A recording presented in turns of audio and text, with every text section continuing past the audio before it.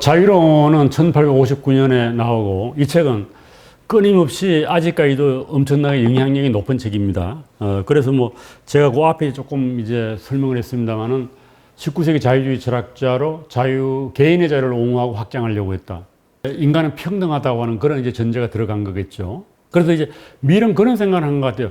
어느 정도 어떻게 보면 정치적 자유는 이루어진 것 같다. 독재자도 없고 우리가 뭐 군주가 있는 것도 아니고. 그러나 더 무서운 이 민주주의 사회로 와서 완전한 민주주의는 물론 아니었겠죠. 뭐 대의민주주의 내지는 이제 민주주의가 막 도입되고 이럴 단계니까 다수의 행포가 문제인 것 같다.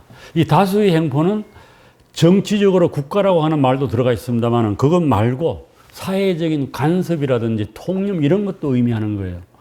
그러니까 다른 사람이 눈이 무서워가지고 못한다. 간섭이 무서워. 이런 거 많잖아요. 이런 것에 대해서 사람들의 자유가 제한을 받는다는 겁니다. 특히 이제 표현의 자유도 그렇고. 그리고 또 여론의 힘이 커지면 그게 다수의 행포가 되어버린다. 사람들이 그냥 다수를 주르륵 따라가는 거예요. 개인의 생각을 버리고. 그래서 사람들이 전부 붕어빵처럼 돼간다. 생각이 똑같아지는 거예요.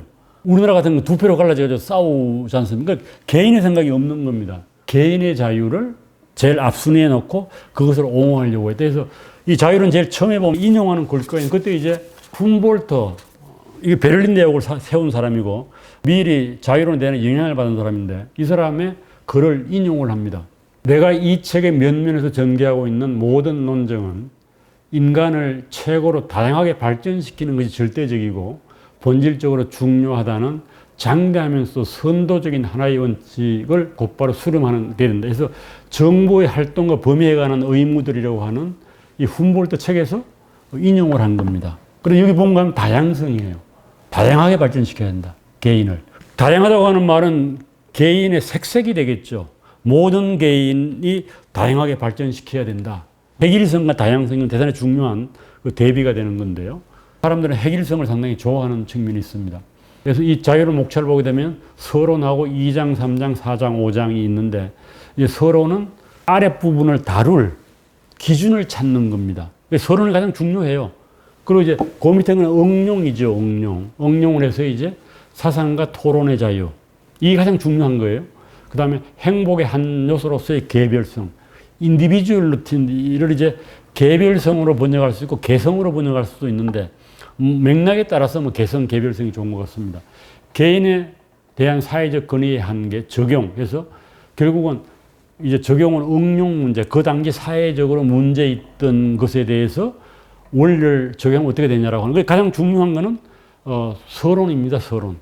그리고 그 다음에 이제 사상과 토론의 자유고 3장, 4장, 5장은 어떻게 보면 이런 것들을 적용한 겁니다. 그래서 개별성을 대단히 강조했다. 이렇게 볼 수가 있고. 이제 한마디로 얘기하면은 개인의 자유를 제한할 수 있는 경우가 언제냐라고 하는 거예요. 그래서 가장 쉽게 얘기하면은 개인들은 자기가 하고 싶은 대로 다 해도 좋은데 단 하나는 안 된다는 겁니다. 이 조건이 뭔가 하면은 함 프린스플이에요. 함, 해악의 원리, 위해의 원리 이런 표현을 쓰는데 네가 네 마음대로 다 해도 좋은데 네 행동이 다른 사람한테 피해를 주면 안 된다는 거예요. 네 손을 마음대로 이렇게 흔들고 움직이되 다른 사람이 몸에 손이 딱 닿는 순간 멈춰야 된다는 거예요. 그래서 인간의 행동은 두 가지가 있다. 이건 뭐 끊임없이 반복되는 얘기입니다. 하나는 그것의 영향이 나에게만 미치는 행동이 있고 그것의 영향이 다른 사람에게도 미치는 행동이 있는데 물론 다른 사람에게 미칠 때는 이익을 주는 경우도 있고 피해를 주는 경우도 있겠죠. 이제 문제는 피해가 되는 거겠죠. 그래서 피해를 주는 행동을 하면 안 된다는 거예요. 이게 이제 경계가 어렵죠. 어떤 행동이 그러니까 논란이 되는 겁니다. 그러나 이론적으로는 그런 거예요. 네가 하고 싶은 행동을 하되 다른 사람이 피해를 입으면 안 된다. 그걸 바꾸게 되면은 국가나 사회가 개인의 행동을 통제할 수 있는 그 시점은 그 행동이 다른 사람에게 손해를 입히는 경우이다. 다른 사람에게 해악을 입히는 경우다. 이거예요. 가장 간단한 원리입니다. 적용에서는 상당히 논란이 많고 그래서 후대의 철학자들이 이걸 가지고 또 논란을 일으키는 게 어떤 행동이냐, 그게 어떤 행동이냐. 피해라고 하는 게 뭐냐. 내가 좋은 그 명품 가방을 좀 들고 폼을 잡고 다니는 게 피해를 주는 거냐, 안 주는 거냐. 다른 사람들이 상대에게 박탈감을 느끼지 않냐. 이거 어떻게 생각하세요? 좋은 차를 타고 다니는 게 어떠냐. 이것도 피해라 볼 수 있고 안 볼 수도 있는 거죠. 피해라고 보게 되면 이제 뭐가 되는 거야? 그걸 금지하는 거야, 사회적으로. 어떻게 금지를 해요? 특별 소비세 매기는 거야. 특별 소비세 매겨가지고 소비를 힘들게 하는 거예요. 아니면 아예 금지를 하거나. 제 애들 학교 다닐 때 나이키 신고 오지 마라. 이런 거 있었거든, 학교에서. 나이키 신발 신고 오지 마라. 이하감을 조성한다. 그 당시 그게 대단했던 것 같아요. 그런 거예요. 피해라고 하는 개념이 애매모호하다는 거죠. 술 주정하는 건 뭐 어떠냐, 술 주정하는 거. 그래서 간단하게 하나의 원리를 내세우는 이게 이제 그럴듯하지 않습니까? 해악의 원리. 남한테 피해를 안 주면은 최대한 자유를 주라. 이겁니다. 자유는 새로운 형태의 전제해서 여론의 힘, 다수의 폭정. 이것도 이제 보면 사람들의 행동을 많이 제약을 하는 겁니다. 오늘날의 정부도 그렇지 않습니까? 투표 때문에 정부는 다수 인민에 대한 욕구에 민감하다. 세금 많이 매기고 이런 것도 어떻게 보면은 이 일종의 여론의 폭주라고 볼 수가 있습니다. 그러니까 결국은 정치인들이 누구의 노예가 된 거예요? 다수의 노예가 된 거죠. 그래서 거기에 그냥 복종하는 거예요. 그래서 결국 이제 그 당시에 사회가 진보하려고 하면은 어느 선에서 개인의 행동을 국가가 개입해야 되냐. 이제 이거가 대단히 중대한 문제였다는 겁니다. 경제도 그렇고. 다수의 폭정을 막거나 진보를 이룩하기 위해서는 우리 모두가 받아들일 수 있는 합리적인 원칙을 만들고 자유를 제한해야 한다. 그런데 그런 원칙 없이 사회와 국가가 개인의 자유를 억압하면은 개인을 불행하게 만들 뿐 아니라 사회 전체의 장기적인 진보를 막는다는 겁니다. 그러니까 이 당시는 뭐 개인이 진보하면은 사회가 진보한다 이렇게 생각하고 역사가 진보한다고 생각을 했겠죠. 그래서 그 원칙을 찾아보았다는 겁니다. 그래서 그 원리가 매우 단순한 하나의 원칙이 해악의 원리예요. 한 프린스플. 저걸 위해의 원리라고도 번역을 한 데가 있습니다. 아래가 위해로 했네요. 같은 말입니다.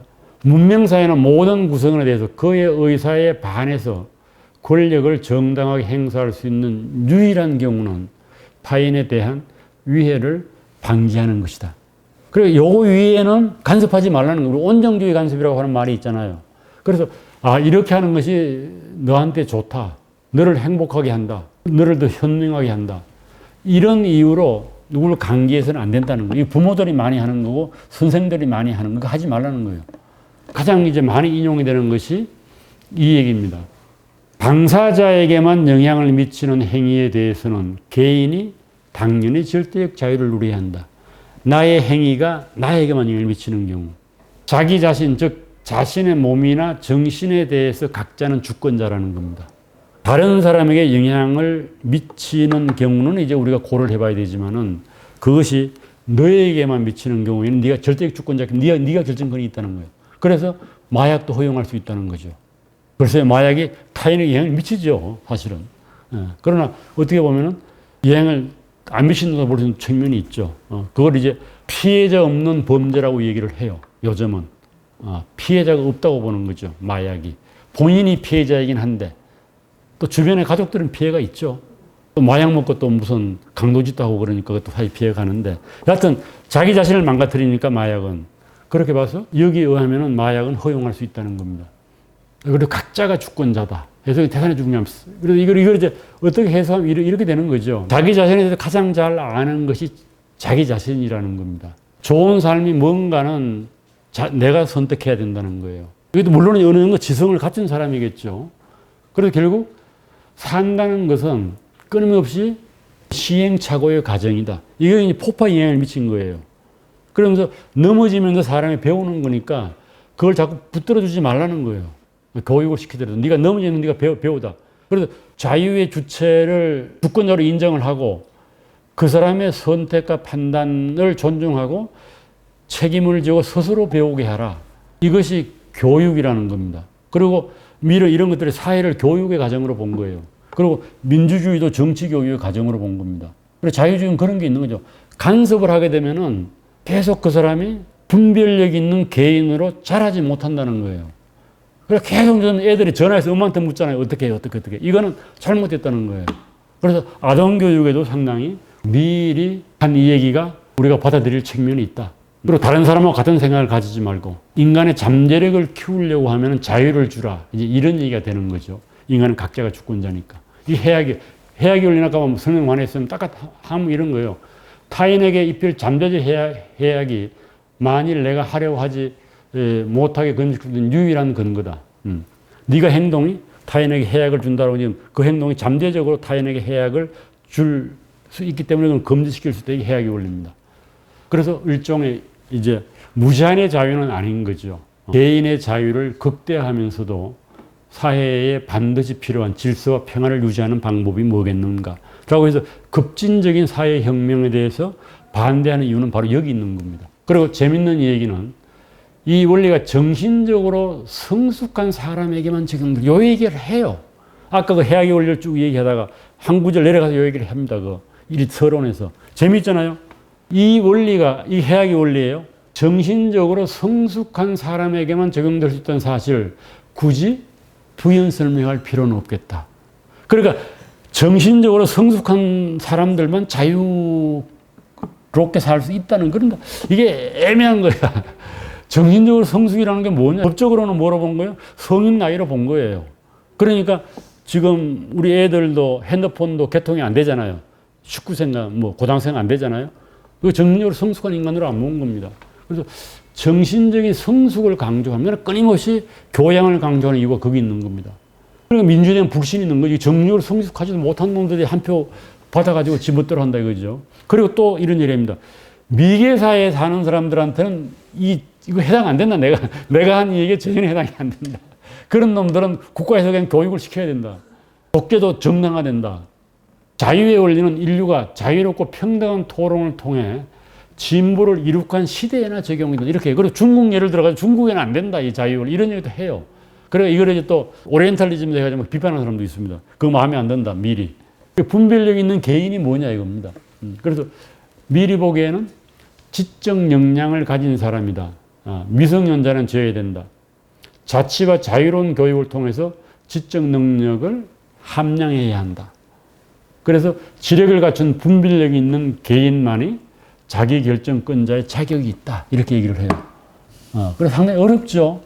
분별 있는 사람만이 자유를 누릴 수 있는데 이거 어떻게 법적으로 규제할 수도 없고.